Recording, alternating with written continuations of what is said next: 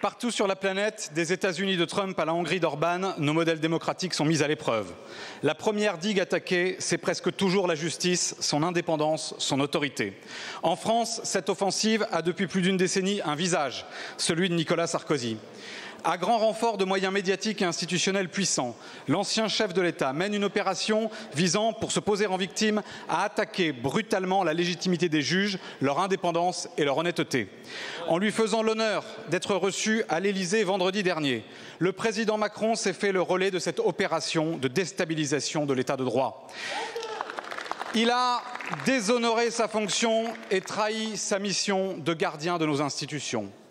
Nicolas Sarkozy a été définitivement condamné pour corruption et condamné à 3 reprises. Et on parle là d'association de malfaiteurs dans une affaire qui révèle des relations troubles avec le dictateur sanguinaire Kadhafi qui a fait couler le sang de 142 compatriotes dans un attentat terroriste. Alors oui, mes chers collègues, l'image de la France s'en trouve dégradée, non par la mise en cellule d'un ancien président de la République, mais par les actes qui l'y ont précipité.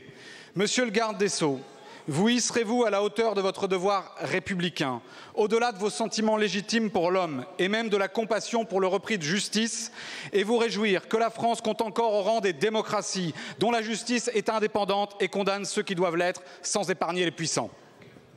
Je vous remercie, monsieur le député. La parole est à monsieur Gérald Darmanin, ministre de la Justice et garde des Sceaux.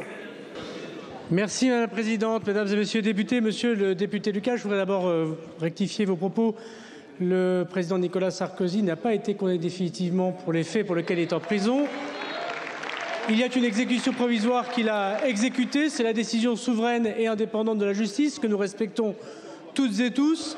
Je voudrais simplement, en tant que parlementaire, corriger le fait que quelqu'un qui est condamné définitivement, c'est quelqu'un qui a fait épuiser son appel et sa cassation. Je pense qu'en tant que parlementaire, vous pourriez le souligner. Pour le reste, vous avez parfaitement raison, monsieur le député. La justice est parfaitement indépendante dans notre pays. C'est le cas pour tous les citoyens et Nicolas Sarkozy n'est pas une exception. Mais par ailleurs, il est tout à fait normal et c'est tout à fait légitime de s'enquérir, comme pour tous les détenus de France. Mais celui-ci, avouez-le, pose des questions plus complexes de sécurité, de sa sécurité.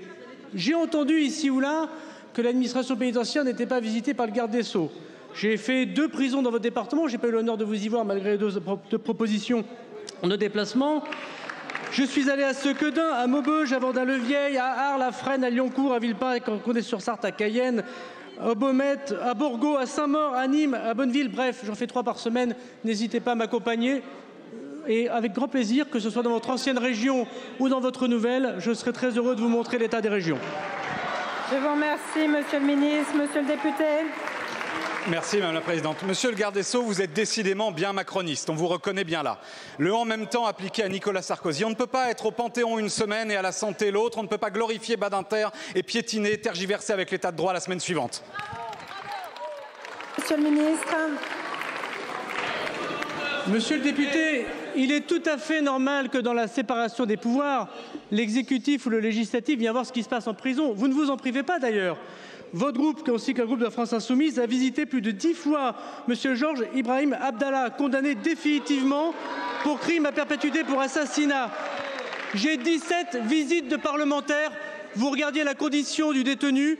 Je pense que tous les détenus, qu'on soit parlementaire ou ministre, puissent voir les conditions de détention. Un peu de hauteur, monsieur le député, vous grandirez. Merci beaucoup, monsieur le ministre.